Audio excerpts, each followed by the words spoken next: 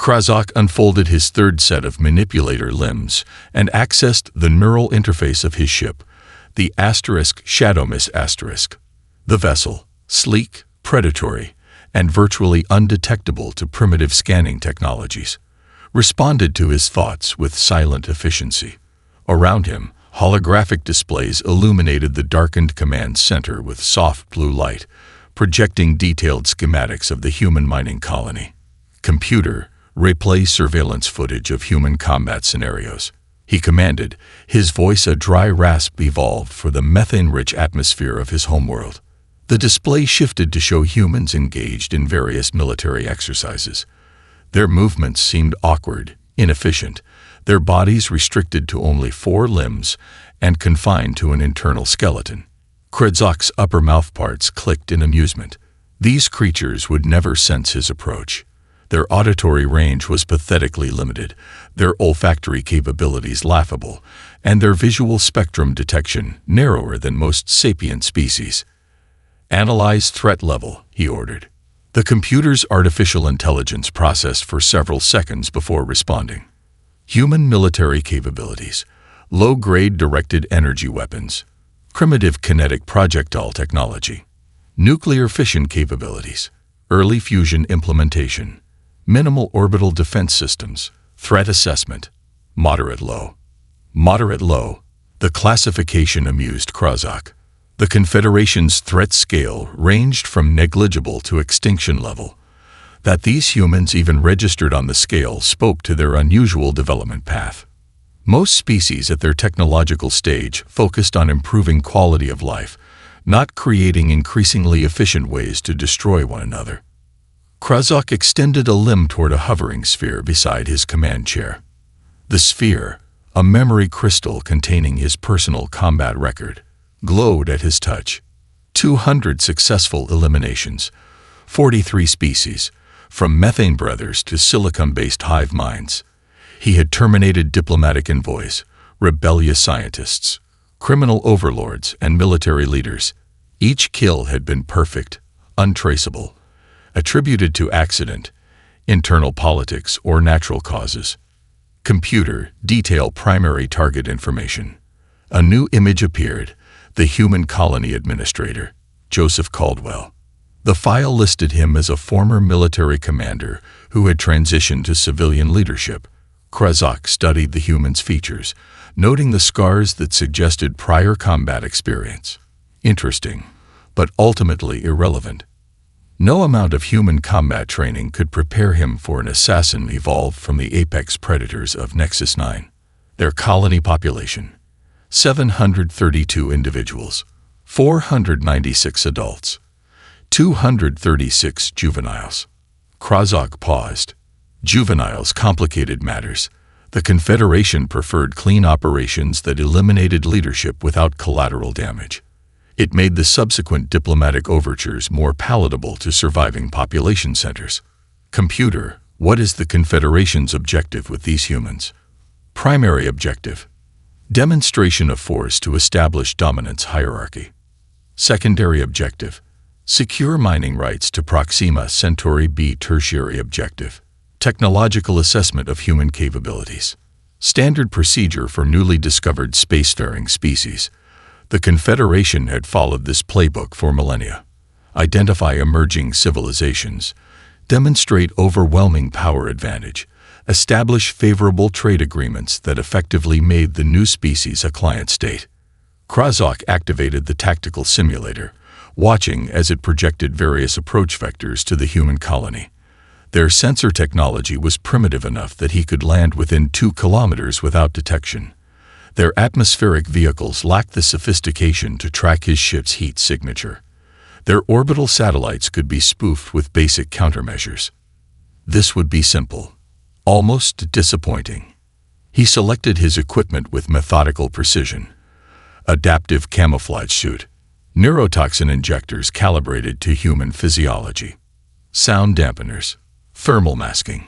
Each item represented the pinnacle of Confederation technology. Technology that humans wouldn't develop for centuries, if ever. As he prepared, Krasok allowed himself to consider the greater context of his mission. The Confederation had existed for 23,000 years, incorporating 317 species into its hierarchy. Some joined willingly, seeking protection from greater threats. Others, like these humans, would be coerced through strategic demonstrations of power. The formula never varied: eliminate leadership, demonstrate technological superiority, offer terms that appeared generous but ensured economic dependence. Within 3 generations, the new species would be fully integrated, contributing resources, technology, and occasionally soldiers to the greater Confederation.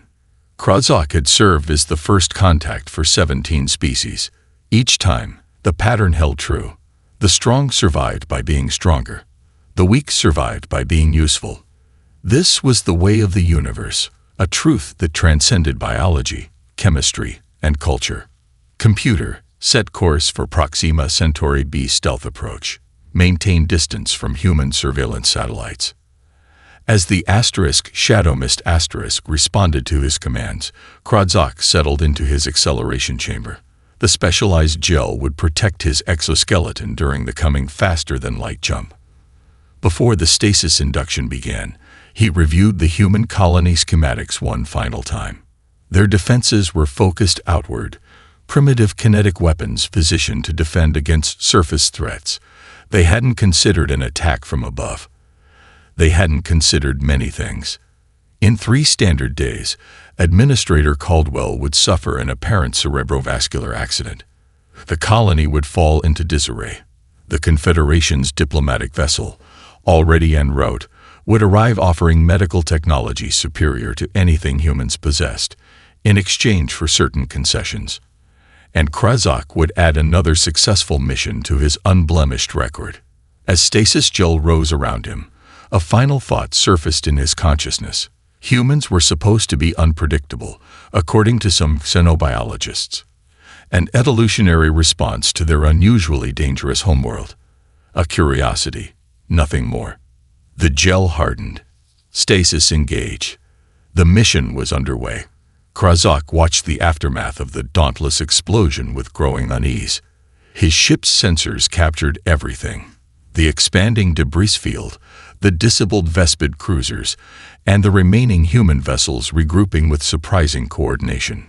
Computer, analyze Captain Reynolds' final decision against standard tactical protocols. The AI processed for several moments longer than usual. Analysis inconclusive. Decision contradicts 17 established survival doctrines across all known spacefaring species. Krozak's secondary heart quickened its rhythm. Inconclusive. His ship's tactical AI had been programmed with the collective military wisdom of the Confederation. 317 species and 23,000 years of interstellar conflict. Elaborate on contradiction. Self-sacrifice, yielding tactical advantage, defies core Vespid psychological profile assumptions. Vespid tactical doctrine anticipates surrender negotiations when outgunned. Human actions created cascade failure in prediction algorithms. Krozak minimized the explosion playback and opened a secondary display showing intercepted communications from the surviving human vessels. Dauntless, this is Montana. Mike, you crazy bastard. We're clear. We'll make sure everyone knows what you did. Montana, this is Horizon Dawn. Confirm 9 survivors in escape pods. Moving to retrieve. Reynolds knew what he was doing. The Vespids weren't expecting kamikaze tactics this far from Earth. Kamikaze. The term registered in Krozak's translator with historical context. Human aircraft pilots who deliberately crashed into enemy vessels during a planetary conflict. The practice was supposed to be ancient history, a primitive tactic abandoned as technology advanced. Yet here it was, employed in space, with antimatter containment systems deliberately compromised to maximize destructive yield. What species would maintain such tactics after achieving spaceflight? Krozak's unease deepened as he directed his sensors toward the remaining human ships. The vessels were civilian models, mining support craft, personnel transports, and cargo haulers. Yet they moved with disciplined precision, creating defensive formations while rescue operations proceeded. Computer, access human historical records, cross-reference kamikaze with civilian resistance tactics. The results populated his display faster than expected. Earth history overflowed with examples. Civilian fishing boats evacuating military personnel at Dunkirk, merchant ships converted to military use during multiple oceanic conflicts, civilian aircraft reconfigured for bombing runs, transport vehicles weaponized during insurgencies. The pattern was disturbingly clear. Humans didn't maintain clean distinctions between civilian and military assets. Any human technology could be repurposed for combat if circumstances demanded. Any human, regardless of training, could become a combatant. Krazak accessed the mission briefing again, focusing on a detail he had previously disregarded. The human mining colony on Proxima Centauri had been established without official Earth government sanction. The initial assessment had classified them as civilians operating independently. But if human civilians responded to threats like this, he replayed the final moments of the Dauntless. The ship's structural integrity was already compromised. Escape pods were launching. Captain Reynolds could have abandoned the vessel. Instead, he remained at the helm, accelerating into the Vespid mothership while broadcasting music. Ritualistic battle hymns meant to inspire his escaping crew and unnerve his enemies. Krazak felt a sensation he hadn't experienced since his training days, a cold ripple across his exoskeleton, an evolutionary response warning of unpredictable prey. Computer, reassessed threat level of human mining colony based on observed tactical behaviors. The AI hesitated, its processing cycles visibly extended on the system display. Revised threat assessment. Moderate. Caution advised. Insufficient data to establish behavioral constants. Moderate. A full category increase based on a single observed encounter. Krazak opened a secure channel to his Confederation handler, composing a message with uncharacteristic care. He needed to convey his concerns without appearing intimidated. After all, he had neutralized targets from species classified as high threats. But those species had followed predictable patterns despite their capabilities. These humans, he deleted the half-composed message. The Confederation would expect him to proceed regardless of tactical reassessments. His reputation demanded it. Instead, he adjusted his approach plan. Computer, delay colony insertion timeline by 2 standard cycles. Implement enhanced observation protocols. Prioritize analysis of human emergency response behaviors, improvised weaponry capabilities, and group coordination under duress.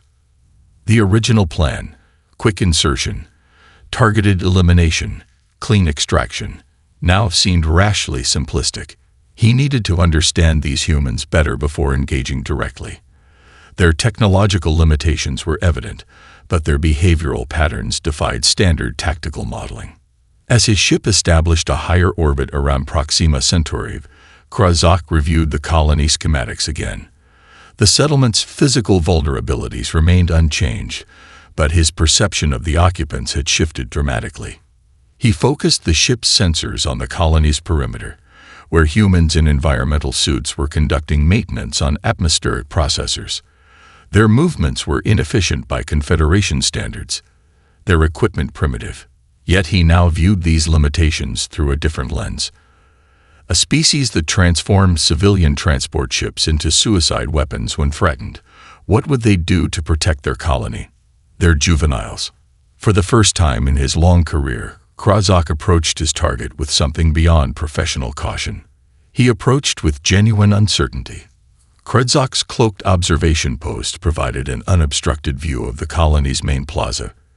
From this vantage point, he had documented human behavior for 72 consecutive hours, and each observation further unsettled him.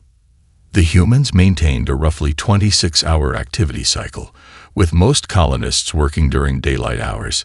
They rotated through various duties with surprising flexibility. The botanist he'd observed tending hydroponic gardens yesterday was now assisting with shield generator maintenance. The security officer who patrolled the Western Quadrant had transitioned to teaching juvenile humans in their educational facility. This lack of rigid specialization defied efficient colony management principles. Yet it created a resilience that Krozak couldn't help but admire professionally. If one human became incapacitated, others could assume their functions without significant operational degradation. His attention turned to the radiation zone near the colony's power facility. Lieutenant Jessica Miller and her engineering team were replacing coolant rods in the settlement's rudimentary fission reactor. Their protective gear wouldn't meet minimum safety standards on any Confederation world, yet the humans worked with practiced efficiency, their movements economical despite the danger. "Just 30 more minutes in the hot zone, people," Miller called out, checking a dosimeter on her wrist. "Hernandez, you're already pushing your weekly limit. Swap out with Preston." "I'm fine, Lieutenant," Hernandez replied, continuing his work on a control panel. "The new anti-radiation meds Dr. Wilson synthesized are working great. Besides, Preston has that cough again. Protocol says." "Protocol was written for Earth conditions. We're making our own rules out here." Miller hesitated, then nodded. 10 more minutes, then you're done. No arguments." Krozak recorded the exchange, adding it to his growing database of human behavioral anomalies. Hernandez had willingly accepted additional radiation exposure, cellular damage that would accumulate over time, to spare a colleague and maintain operational efficiency. The implications were disturbing. How could you effectively threaten a species that accepted radiation poisoning as an acceptable occupational hazard? He shifted his observation to the colony's recreational area, where off-duty personnel gathered around tables. They were consuming various substances while engaging in social bonding rituals. Krozak zoomed in on one group passing around a clear container of amber liquid. "Computer, analyze substance. Ethanol-based beverage. Contains compounds toxic to human neurological systems. Effects include impaired cognitive function, reduced motor control, and temporary euphoria." "They're deliberately consuming neurotoxins," Krozak muttered, "for pleasure." He continued watching as the group engaged in increasingly animated conversation, punctuated by displays of coordinated vocalization his translator identified as singing. The behavior made no tactical sense. Impaired cognitive function would reduce their defensive capabilities, yet it seemed to strengthen their social bonds. A proximity alert interrupted his observations. His perimeter sensors had detected movement approaching his position. A human exploration party consisting of 5 individuals carrying improvised scanning equipment. Krozak verified his cloaking field's integrity. The technology should render him completely undetectable to human sensors. Yet they were moving directly toward his position with purpose, following a grid search pattern that suggested methodical investigation rather than random patrol. He accessed the directional audio pickup, focusing on the approaching humans. "Definitely anomalous readings," a female voice said. "Like nothing we've seen on Proxima before. Could be a natural phenomenon." Another voice responded. "This planet still has plenty of surprises. Natural phenomena don't emit modulating phase variances, Carson. Whatever's causing these readings, it's technological." Krozak froze. His cloaking field generated precisely such variances, imperceptible to most detection systems, but apparently not to the jury-rigged equipment these humans carried. The devices appeared to be modified mineral scanners, repurposed to detect energy signatures instead of ore deposits. The improvisational adaptation was impressive. Concerning. He had 3 options: maintain position and risk discovery, relocate to a secondary observation post, or eliminate the search party. The third option, while tactically sound, would alert the colony to an external threat and potentially compromise his mission parameters. As he deliberated, the humans drew closer. Their leader, a weathered male with a prominent facial scar, held up his scanner and frowned. "Signal's getting stronger, but fluctuating, almost like it's reacting to our approach." Adaptive cloaking fields did indeed adjust to nearby energy sources, a basic countermeasure that was proving unexpectedly problematic. "What do you think it is, Commander Harris?" asked a younger man carrying what appeared to be a weapon cobbled together from mining equipment. "Don't know, Mitchell," Could be anything from a malfunctioning probe to... Harris paused, looking directly toward Krazak's position, to someone watching us. The commander's gaze seemed to penetrate the cloaking field, though Krazak knew this was impossible. Yet the human's intuition had led him to the correct conclusion despite technological limitations. Krazak made his decision. He activated the emergency relocation protocol, programming his equipment to disassemble into microscopic components that would disperse on the wind, leaving no trace. As he prepared to withdraw, Commander Harris stepped forward, closer than any target had ever come to discovering Krazak's presence. "If someone is out there," Harris called out, "we just want to talk. This planet's harsh enough without us being at each other's throats." The humans weren't afraid. They were curious. And somehow, that was infinitely more dangerous. Krazak crouched in the shadows of an artificial canyon formed by two prefabricated storage facilities. The Confederation Council's orders echoed in his mind. Execute a demonstration strike, create fear without excessive casualties, establish dominance. Simple parameters that had suddenly become complicated. His targeting system locked onto the storage facility designated Alpha 7. According to colony schedules, it should be empty at this hour, the perfect target to demonstrate superior firepower while minimizing human casualties. The particle disruptor hummed softly as it charged. Unlike crude human weapons, it would leave no radiation, no thermal signature, just molecular disintegration that human science couldn't explain. The psychological impact would be significant. "Firing solution complete," murmured his targeting computer. "Optimal discharge in 3, 2. A light appeared in Alpha 7's window. Krazak's outer eyelids snapped shut in surprise. The facility should be unoccupied.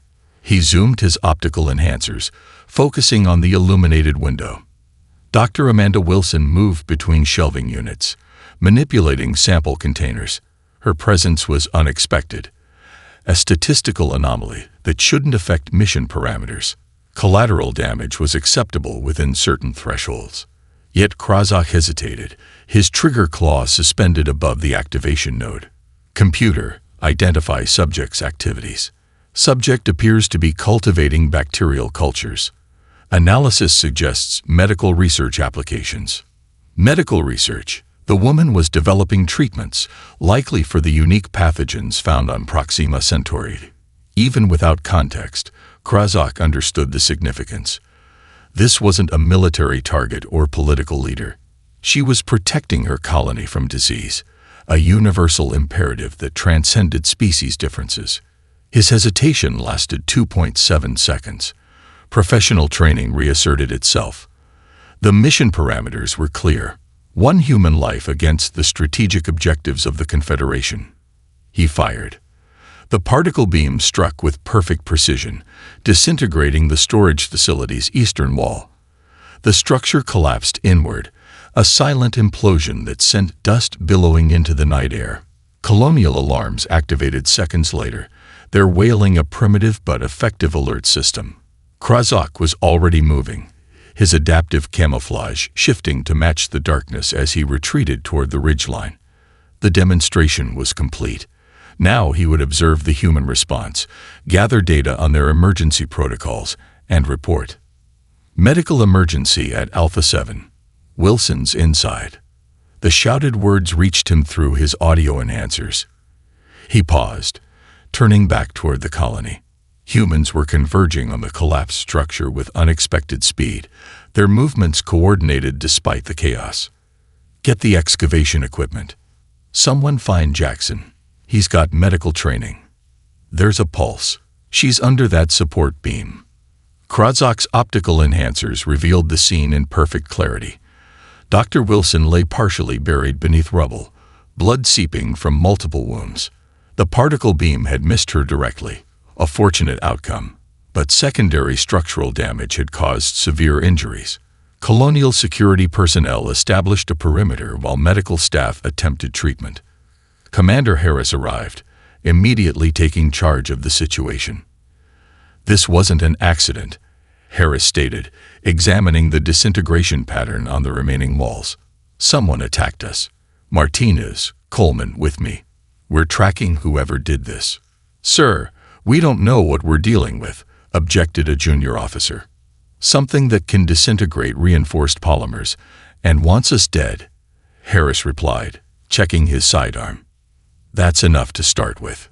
3 humans detached from the rescue operation, gathering equipment with practiced efficiency. Krazak observed their preparations with growing concern. They weren't arming themselves with standard weapons, but instead gathering environmental sensors, terrain mapping equipment, and survival gear. They weren't just seeking revenge. They were preparing to hunt him methodically. Krazak accelerated his retreat, moving silently through the alien landscape. His exoskeleton's thermal regulation maintained his body temperature precisely at ambient levels, making him invisible to infrared detection. His movement patterns left minimal disturbance on the terrain. By all tactical assessments, he was untraceable. Yet when he reached the ridgeline and looked back, the 3 humans had already begun ascending the correct route. They moved with purpose, following a trail that shouldn't exist. Security Chief Robert Jackson led the group, his weathered face set in grim determination. Geologist Tanya Martinez operated what appeared to be a modified mineral scanner. Technician Marcus Coleman carried an improvised weapon assembled from mining equipment, crude but potentially effective at close range. None wore proper environmental protection for Proxima Centauri's harsh atmosphere. Their exposure timers would be running from the moment they left the colony's shield perimeter. They were sacrificing safety protocols to maintain pursuit speed. Krazak activated long-range monitoring and continued his retreat, calculating optimal escape vectors.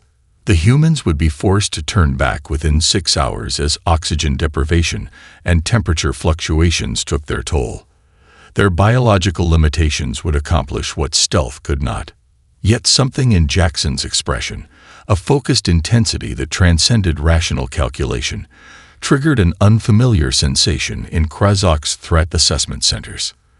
These humans weren't following proper tactical doctrine or self-preservation protocols. They were operating on something more primitive and potentially more dangerous. Righteous fury. Krazak's ship hummed with activity as data streamed across multiple displays. He had retreated to orbit after sending his abort request, using the vessel's sophisticated systems to dive deeper into human history. What he discovered left him increasingly disturbed. Computer, cross-reference human conflict duration with galactic averages. The results appeared instantly. Average interspecies conflict duration across known civilizations, 4.3 standard years. Average human intraspecies conflict duration, 8.7 years, with outliers extending to over a century. They fought themselves longer than most species fought existential threats from other worlds. Display visual record, human conflict casualties by century. The resulting graph showed no downward trend with technological advancement. If anything, their capacity for destruction had grown alongside their technological progress. Most species followed a predictable pattern. Initial technological growth enabled greater violence, followed by a plateau of rationality, once the species recognized its self-destructive potential. Humans had simply built bigger weapons. Access Earth Entertainment Archives. Filter for fictional scenarios involving non-human intelligence. This request produced thousands of results. Krazak selected a random sampling spanning the last 2 centuries of human creative output. He watched in growing disbelief as humans consistently imagined themselves outgunned, outmatched, sometimes nearly exterminated, yet ultimately victorious against superior extraterrestrial forces. They rehearsed their own potential extinction through entertainment. Computer, analyze key factors in fictional human victories against superior forces. The AI processed for several moments, correlating patterns across the massive dataset. Primary success factors: unpredictable tactical innovations, willingness to accept catastrophic losses, exploitation of environmental factors, psychological resilience, indomitable species preservation drive. Krazak opened a new display showing the pursuit team still tracking him across Proxima Centauri's surface. They should have turned back hours ago as environmental exposure reached critical levels. Instead, they had improvised protection from local resources, creating rudimentary shelters during brief rest periods. Coleman had begun showing signs of extreme hypothermia 2 hours earlier. The logical decision would have been to send him back or leave him at a makeshift camp. Instead, Martinez and Jackson had taken turns carrying him while maintaining pursuit speed. Coleman died 73 minutes ago. The remaining 2 humans had performed basic death rituals, covered the body with local sediment, marked the location on their maps, and continued hunting. This behavior defied rational analysis. Computer, correlate human historical examples of pursuit beyond survivable parameters. The results flooded his screens. Antarctic expeditions continuing despite frostbite and starvation. Desert search parties pushing beyond water rationing safety margins. Rescue divers exceeding depth limitations to reach trapped companions. One historical account particularly seized his attention. Human settlers pursuing horse thieves across arid terrain for 17 days, long past when survival doctrine would demand retreat. When asked why they continued, their recorded response was both primitive and chilling. They took what was ours. The humans hunting him operated on the same principle. Their colony had been violated, their colleague injured. The rational calculation of survival odds had been superseded by something older and deeper. Tribal protection instincts amplified by technological capability. Krezok activated a secure communications channel, bypassing standard Confederation protocols. His message to the Council was concise. Assessment upgrade required. Recommend immediate protocol shift to diplomatic engagement. Human psychological profile indicates catastrophic response potential to standard subjugation approach. The Council's response arrived faster than expected. Assessment rejected. Complete original mission parameters. Confederation battle group already dispatched to system. Demonstrate human vulnerability before fleet arrival. They didn't understand. Couldn't understand without witnessing what he'd seen. Krezok accessed the colony's communication frequencies, monitoring their internal broadcasts. Administrator Reeves had implemented emergency protocols, evacuating non-essential personnel to underground shelters. Security teams were deploying improvised defensive measures. Mining explosives reconfigured as perimeter weapons, construction equipment repurposed as barricades. Dr. Wilson's condition dominated many conversations. She remained in critical condition, her survival uncertain. The colony's limited medical facilities were stretched beyond capacity, with off-duty personnel volunteering to assist medical staff. One conversation between Reeves and the colony's communication officer captured Krezok's attention. Package the attack footage and Dr. Wilson's medical scans. Transmit to Earth immediately, Reeves ordered. Make sure they understand this wasn't an accident. Sir, even with quantum entanglement, the message won't reach Earth for days. Doesn't matter. They need to know what happened here. What was done to us. The implications were clear. The humans weren't merely defending their colony. They were already conceptualizing this as a species-level conflict. An attack on any human settlement was an attack on humanity itself. Krezok reviewed the Confederation battle group specifications. 14 vessels, primarily automated, designed for overwhelming force demonstration against pre-FTL civilizations. They would arrive in approximately 12 standard days, expecting to find a cowed human colony ready for terms.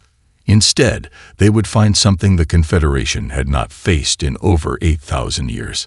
A species that interpreted existential threats as challenges to overcome rather than reasons to submit.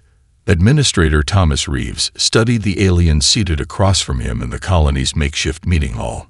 The creature, Krezok, it called itself, had 6 limbs arranged in functional pairs, an exoskeleton with subtle color variations that seemed to shift with the lighting, and 4 independently moving eyes.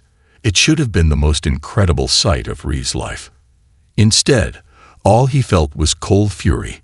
Let me make sure I understand, Reeves said, keeping his voice level. Your Confederation sent you to assassinate me as a demonstration of power. to soften us up for annexation. Correct, Krozak replied, his translated voice eerily smooth. It is standard protocol for integrating new species. Security Chief Jackson stood behind Reeves, his hand never straying far from his sidearm. And we're supposed to believe you had a change of heart after nearly killing Dr. Wilson. Not a change of heart, Krozak corrected. A reassessment based on new data. Your species responds unpredictably to threatening stimuli. The standard subjugation approach will trigger a maximally negative outcome. Reeves exchanged glances with Jackson. The alien spoke about attempted murder and planetary conquest as if discussing supply logistics. You mentioned a battle fleet, Reeves pressed. When will they arrive? 11 standard days. 14 vessels with automated weapons platforms. They expect to find a demonstration of Confederation superiority has already occurred. They expect compliance. Around the room, colony staff continued working at monitoring stations, coordinating defensive preparations while recording every word of the conversation. Technicians quietly scanned Krozak's biology, building a database that was being transmitted to Earth in compressed data packets. And if they don't find compliance? Jackson asked. Krozak's outer eyelids blinked in sequence. They will escalate until compliance is achieved or resistance is eliminated. The matter-of-fact statement hung in the air. Several staff members paused in their work, expressions hardening. Coffee, Reeves offered suddenly, gesturing to a steaming pot on a side table. Krozak's translator took a moment to process. The caffeine-based stimulant beverage. It would cause respiratory shutdown in my species. Shame, Reeves said, pouring himself a cup. We find it helps when planning defensive operations. He took a deliberate sip, watching the alien over the rim. You still haven't explained why you're warning us instead of completing your mission. Krozak seemed to hesitate, his upper limbs performing a gesture the translation software couldn't interpret. I have terminated targets from 43 species, he finally said. Each understood their position in the natural order when confronted with superior force. Humans don't follow this pattern. You pursued me despite environmental conditions that guaranteed your deaths. Your fiction consistently portrays your species defeating superior extraterrestrial forces. Your history shows irrational persistence against overwhelming odds. Jackson leaned forward. And that scared you. Fear is imprecise. I recognized a tactical situation with no favorable outcome. The Confederation's standard approach will fail catastrophically with humans. Reeves set down his cup. Because we fight back. Because you fight differently, Krozak corrected. Most species fight for resources, territory, status. Humans appear to fight harder when protecting social units, particularly juveniles.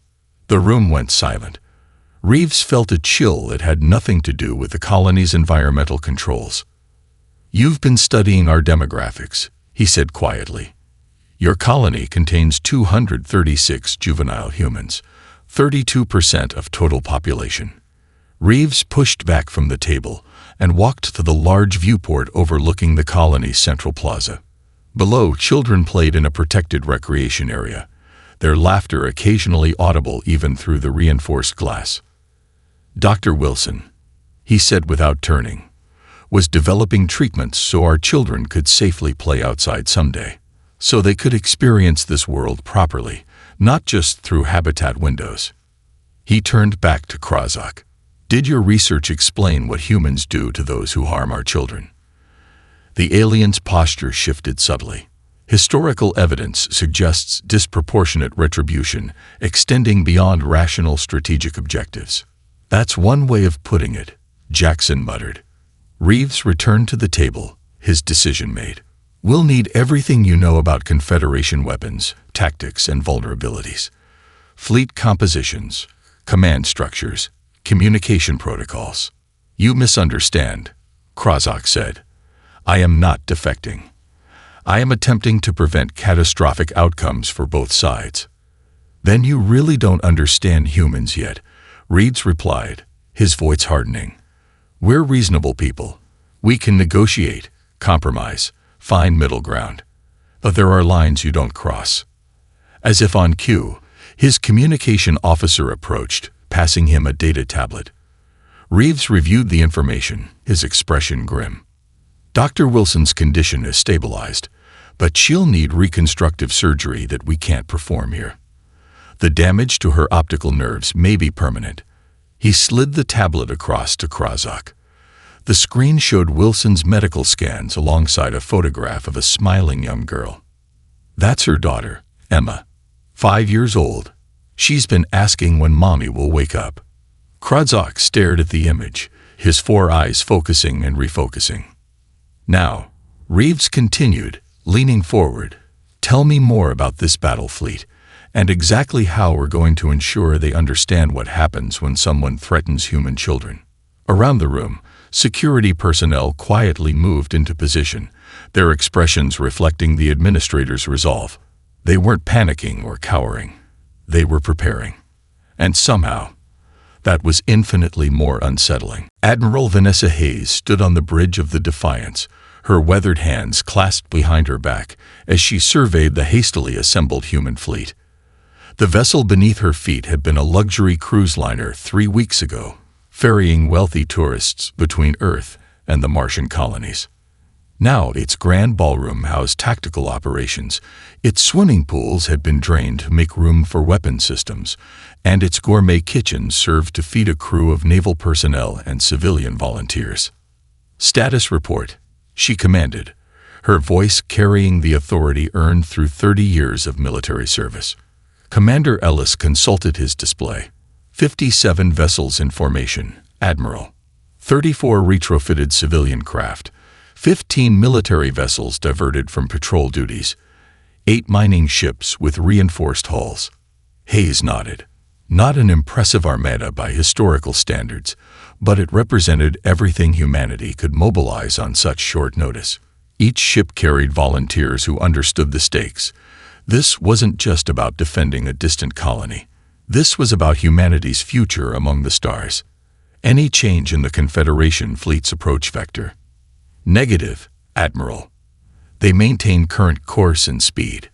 Estimated arrival at Proxima Centauri in 27 minutes. Hayes studied the tactical display. The Confederation vessels appeared as 14 red markers moving in perfect formation, a testament to either exceptional discipline or automated systems. Their energy signatures dwarfed anything in the human fleet, with output levels suggesting weapons technology centuries beyond Earth's capabilities. By conventional military assessment, this confrontation was already lost. But humans had never relied solely on conventional assessment. Communication systems check, Hayes ordered.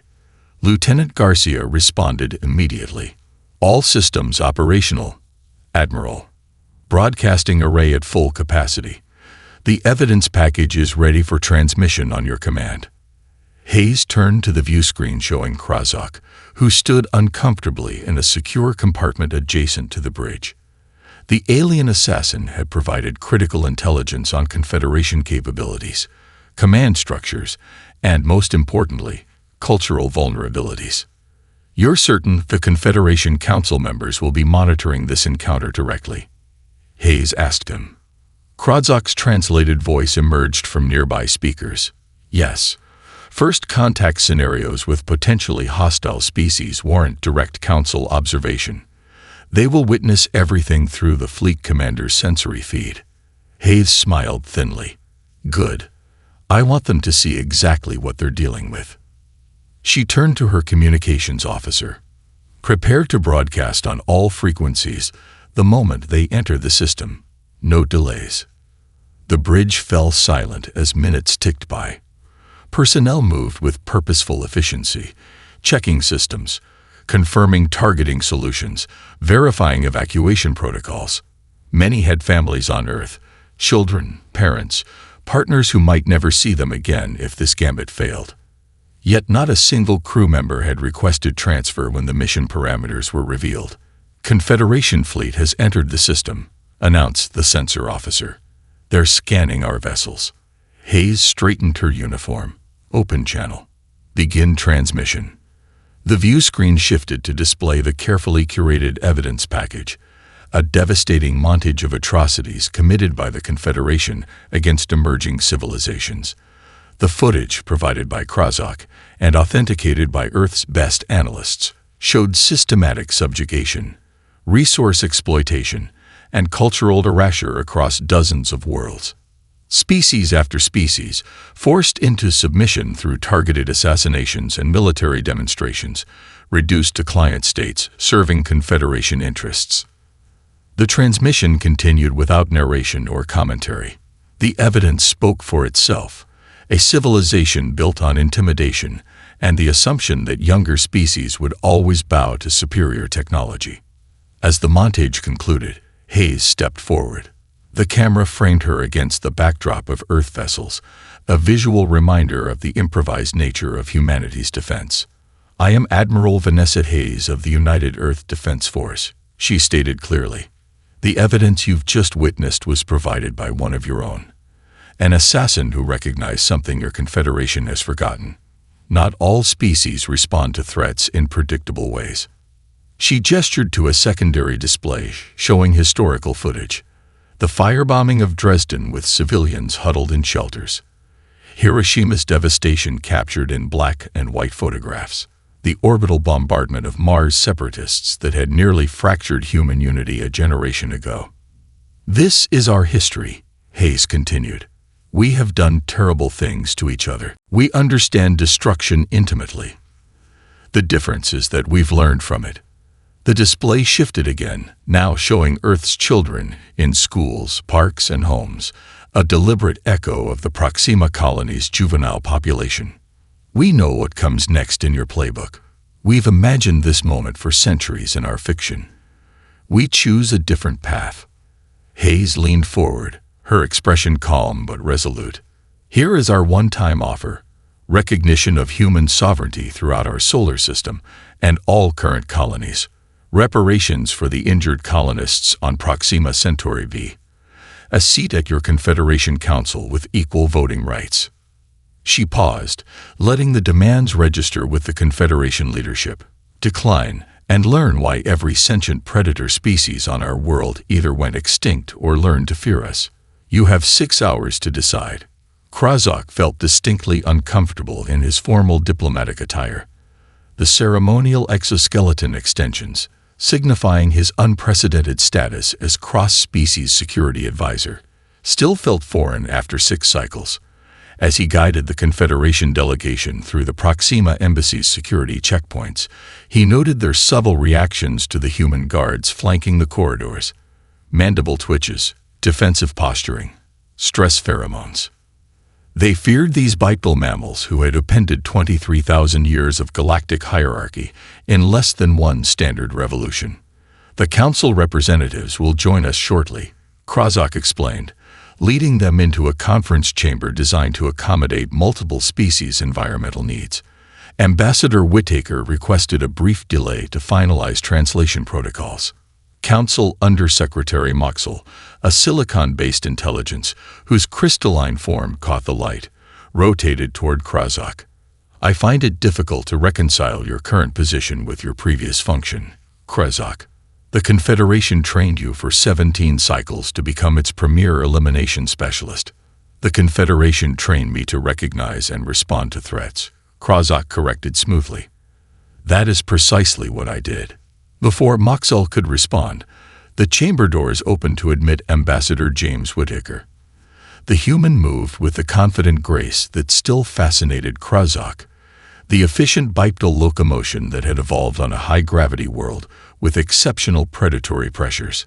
Distinguished representatives, Whittaker greeted them in flawless Confederation standard. "Welcome to humanity's first extraterrestrial embassy." The formalities proceeded according to established protocol: environmental comfort confirmations, translation verification, diplomatic immunity acknowledgments. Throughout the process, Krozak observed the delegation's growing discomfort as visual displays around the chamber showcased joint human-alien ventures that had emerged in the brief time since the Proxima Accords. Humans working alongside former client species of the Confederation, implementing technological innovations that Confederation scientists had overlooked. cultural exchange programs that had revitalized artistic expressions among species whose creative traditions had been suppressed for generations. Medical breakthroughs achieved through human biological insights applied to xenophysiology. As you can see, Whittaker explained, gesturing to a holographic display of a new propulsion system. Humanity's fresh perspective has already yielded significant benefits for multiple species.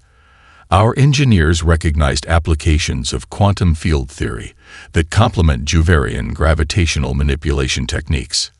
Junior diplomat Neshra, attending her first interspecies conference, couldn't contain her curiosity.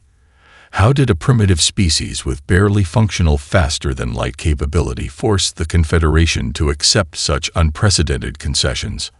Our historical records show no similar diplomatic reversals in 23 millennia. The room fell silent.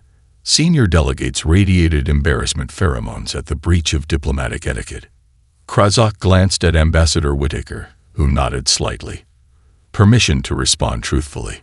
Krazak activated a holographic display embedded in the chamber's central table. The projection showed ancient human warriors standing against overwhelming Persian forces at a narrow coastal passage. 300 Spartans at Thermopylae, Krazak explained. Outnumbered 40-1, they held their position until death. The display shifted to cavalry soldiers charging into artillery fire. The charge of the Light Brigade. 600 humans attacking the superior force despite certain defeat. Another shift. Snow-covered ruins where starving civilians continued resistance against a technological superpower. The Siege of Leningrad. 900 days of starvation and bombardment. 1 million civilian deaths. No surrender. The images continued. Early spacecraft explosions followed by improved designs. Failed polar expeditions followed by successful ones. Military defeats that led to strategic innovations rather than capitulation. They don't know how to stay down, Krazak explained quietly. They never learned when to quit. Neshra's sensory appendages contracted in what Krazak recognized as the equivalent of a shudder. She withdrew her question. As the formal proceedings concluded, the delegation prepared to return to their vessel. Ambassador Whittaker approached Krazak privately, carrying a small wooden box. "Something for you," Whittaker said, presenting it. "A token of appreciation from Earth's diplomatic corps." Krazak opened the box carefully, finding a small metal plaque mounted on polished wood. Engraved on its surface were words he recognized from his research into human military traditions. "Who dares, wins." "The motto of your elite soldiers," Krazak observed. "Yes, the Special Air Service." Whittaker smiled. "We thought it appropriate, given your decision to warn us rather than complete your mission." As Krazak examined the gift, he noticed something additional, a handwritten note attached to the back of the plaque. The penmanship was unpracticed, clearly written by a juvenile human. "Thanks for daring to warn us. Emma Wilson." Krazak's 4 eyes blinked in sequence as recognition dawned. "Dr. Wilson's daughter," he said softly. Whittaker nodded. Amanda made a full recovery. The reconstructive techniques developed for her optical nerves are now being adapted for 3 other species. Emma wanted you to have this. As the Confederation delegation departed, Krazak remained in the empty conference chamber, contemplating the small wooden plaque. In his long career, he had received countless commendations, medals, and honors from the Confederation Council. None had affected him like these simple words from a human child who, by all rational assessment, should hate him. The universe, Krazak reflected, had become a vastly more unpredictable place since humanity's emergence on the galactic stage. And somehow, that no longer seemed like a threat.